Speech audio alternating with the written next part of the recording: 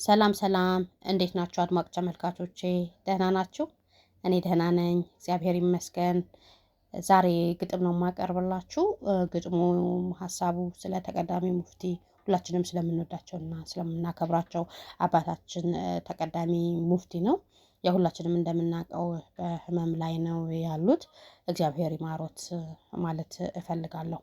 ተቀዳሚ ሙፍቲ የሁላችን አባት የሀገር ሽማግሌ የእውነት ተምሳሌት የመልካም ዘመን ውጤት አንቱ የሀገር ሀብት ምሳሌ ደግነት እግዚአብሔር ይማሮት ሰብከውናልና ስለ ሰው እኩልነት ቦታ ስለሌለዎት የዘረኝነት ስለማያዳሉ በእምነት ለሚመስሉት እግዚአብሔር ይማሮት እንዲህ ያለ አባት ሀገር ስለሚያስፈልጋት ለእርሶ ሳይሆን ለኛ እድሜ ይቀጥልሎት ለእርሶ ሳይሆን ለሀገር ያኑሮት ፈጣሪ ሀቅን ፍቅርን ደጉን ብቻ ተናጋሪ ከቁጥር አያግሎት የምድርና የሰማይ ፈጣሪ።